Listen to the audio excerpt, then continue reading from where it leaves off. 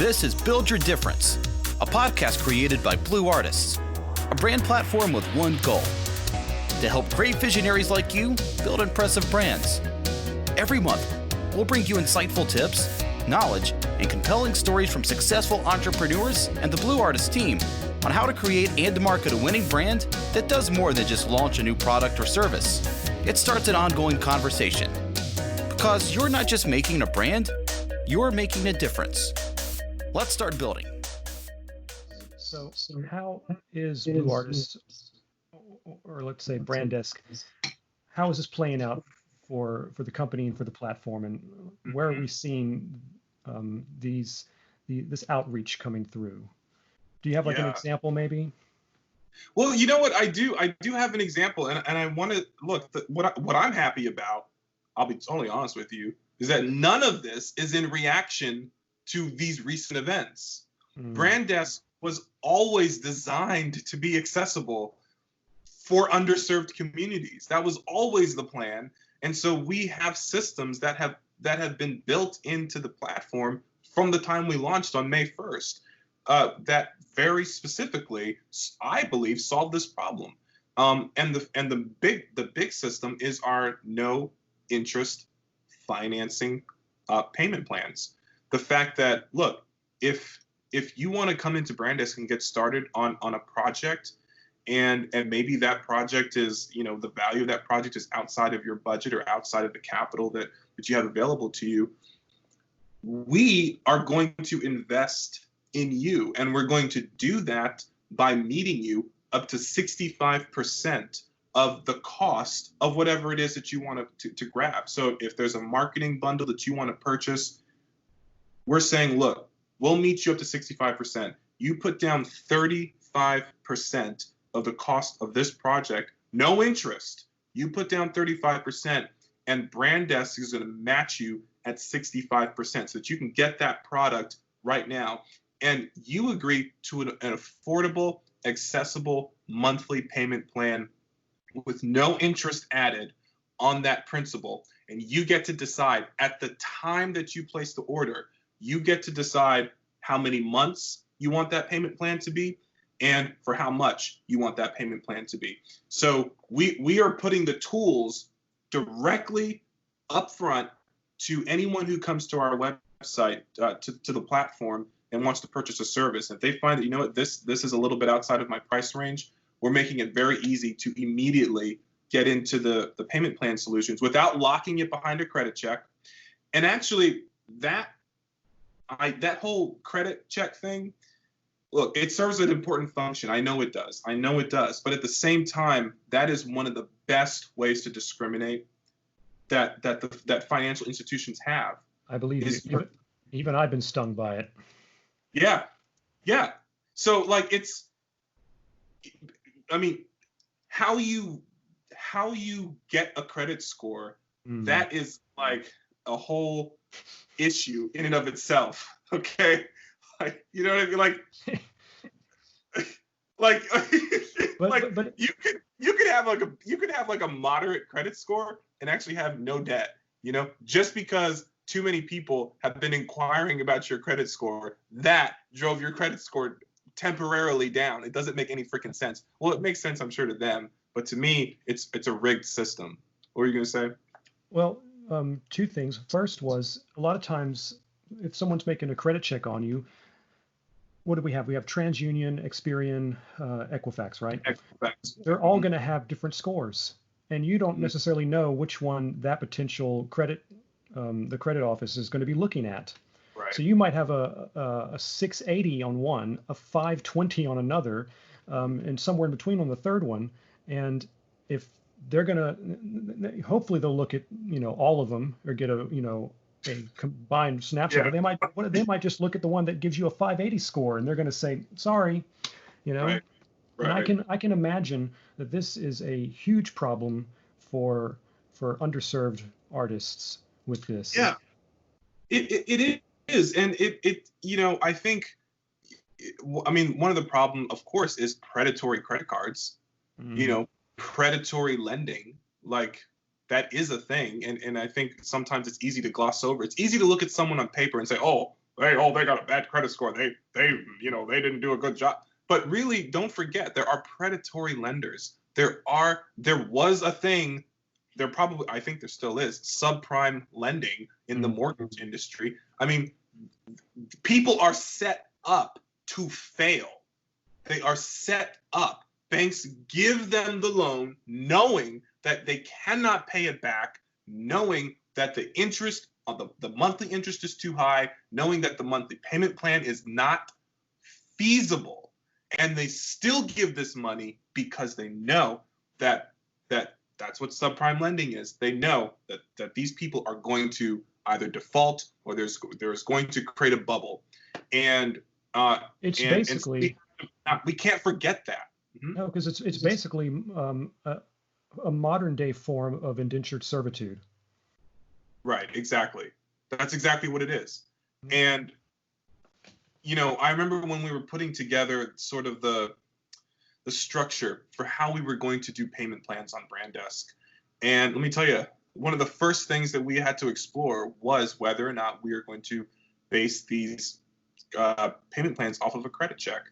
And we did so much research. I mean, I have entire proposals that are 20 to 30 pages thick. Proposals that break down to me the process by which the company would do a credit check and how the person's credit score would factor into a point system that, when added together, would determine whether they are approved for certain BrandDesk products or certain BrandDesk loans. Like there are entire systems that we went through to really, explore whether or not this was something that fit our MO. And ultimately, I mean, I knew it did from the beginning, but I had to do my due diligence. But I was pleased to see that no, it doesn't, because what I want to do is with BrandDesk is I want to create an environment where your relationship to BrandDesk specifically is what determines the access and the rewards. So I honestly don't care about your credit card debt or your mortgage situation or what other financial, predatory situation you were victim to. I mean, I care, but I don't want to look at that as a reason to deny you access. I want to look at one thing: your relationship to BrandDesk. That's what I want to look at. And I want to say everyone should have an equal, fair start with BrandDesk. So BrandDesk, we have our point system in BrandDesk where you get awarded points for just being active, getting on BrandDesk, making a action plan, creating a strategy. These are all free tools. Building a revenue strategy. These things add points to your account. Every time you purchase a small project, a big project, you always get points. When you rate the people who are working on the projects with you, you're getting more points. So basically, you're always accumulating points. And these points reward you, as you know, in cash rewards, okay? But they also unlock, if you're a client, they unlock additional payment plan slots. And so what that means is the more points you earn as a client, just by being a good client, the more payment plans you can take out for free without any surcharge, okay? Otherwise, let's say you don't have enough points, but you still want to take out a payment plan, the first one is free. I believe the first one is free. Look, you can take out your first payment plan, one payment plan at a time, no additional cost. If you want to do 2 payment plans at a time, we have an affordable membership that you can opt into. It's only $19 a month. You pay the $19, now you can take out 2 payment plans simultaneously. And so it kind of keeps going up. But there's always that undercurrent, which is that the more you do on BrandDesk, the more points you earn. The more points you earn, the more payment plans you have access to. So in effect, you won't need a membership. If you're on BrandDesk long enough, you'll be able to take out 10, 11 payment plans simultaneously if you're a good customer, and you won't need to have a membership to unlock that access because you have earned the right because you've been a great customer, for however long you've been a customer. To me, that's true equity. that's true equality. That's true fairness on the platform. And that's what, and so when we say we want to provide access and make things accessible, that's what I'm talking about. There is no barrier to coming in and financing something. And I use the term financing, but really the term should be investing, because we're not charging any interest, and the client does need to put down 35% at least. They could put more down, but they want at least 35%, and we match them up front, and it does not delay their project. So if they need a big marketing deal and they put down 35%, Brandesk puts down 65%, and the client agrees to pay back that 65% over the course of 9 months at a certain amount each month without any additional interest, they're just paying back that principal. To me, that is not financing, because there's no interest involved. To me, that is a good faith investment on our part to help the customer succeed. And, also it means more business for us. And I love that, because we're creating access. So I don't know. Does that make sense? I probably want to. Absolutely. No, absolutely. Yeah. So I think that's one of the biggest ways that we are really sort of talking the talk, walking the walk of making our product and our platform accessible for underserved communities, of which I believe I am in. I'm in that community.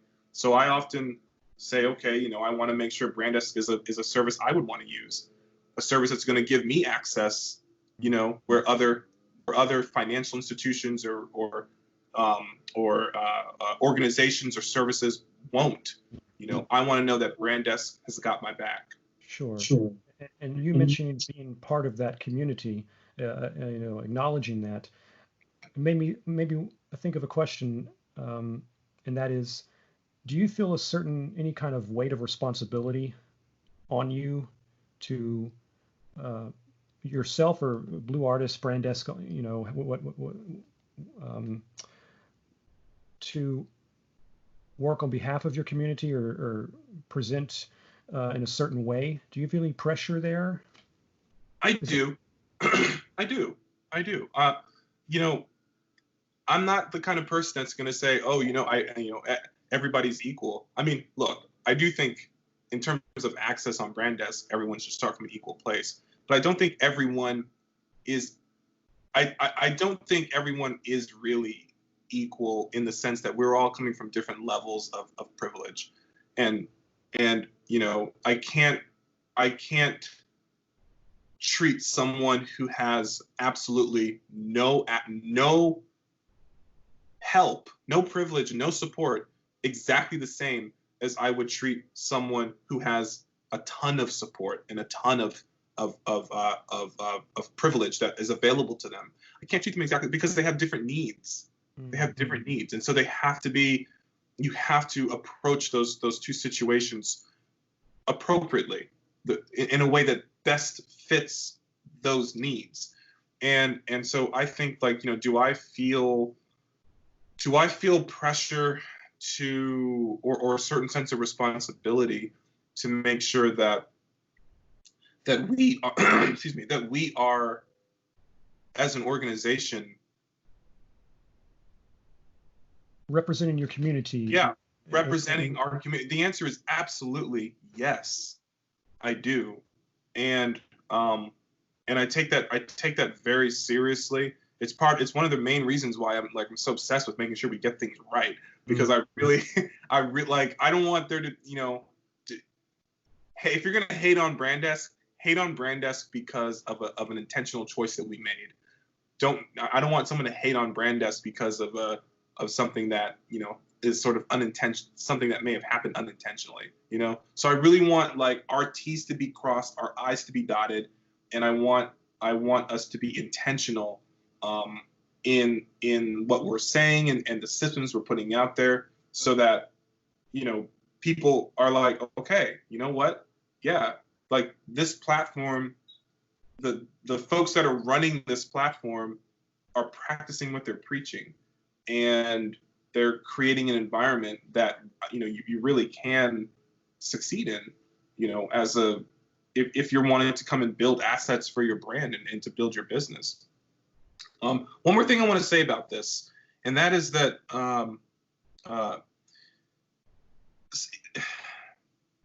making sure that we, I think, or that I sort of, represent my community is not necessarily the same as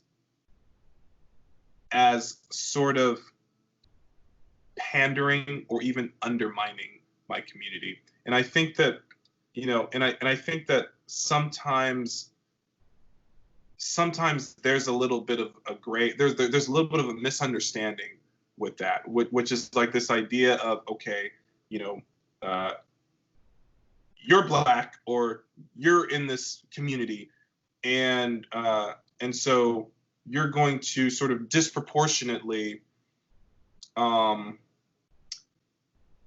provide, let's see, how can I say this? Disproportionately provide resources to your same community in an effort to sort of tip the balance or something. And I think that that's not quite what's happening. I think that is actually kind of dangerous, because it's like this. Look, if you gave me a shit ton of money that I wasn't prepared to receive, okay, and I don't have the proper systems to know what to do with that. It's like when someone wins the lottery. The likelihood of that person blowing through all that money and becoming poor again within a certain, like, 2 years, a year or two, is unfortunately very high, right? It's a very likely statistic. And so you don't want to play this game where you're just sort of, disproportionately injecting, resources in situations that really aren't set up to receive that, which is why our method at Brand Desk, I think, is so important, because it's a structured system that allows you to literally get out of it what you put into it. Mm-hmm. And that, our points system, our ranking system, our ability to receive ratings, all of that, and the fact that we have memberships that sort of help to mitigate how many payment plans somebody could carry simultaneously if they haven't earned that by way of accumulating points. So I do think that we have it balanced in an almost perfect way to ensure that what somebody gets out of Brand Desk is equivalent to their need, where they are, what specifically is going to best serve them. I think that way of doing it, I think that's sustainable. And I'm curious, what sort of response are you seeing from not just the Black community, but the white community, the Asian community, Hispanic community, and so on and so forth, to Brand Desk or to Blue Artists during all this? Do you feel it's been a largely positive response from all the communities? Or has it been a mixed bag? Or? You know what? That is a very good question. It has been largely positive. However, there have been a absolute tiny amount of exceptions to that. And it's been interesting to see where those exceptions have come.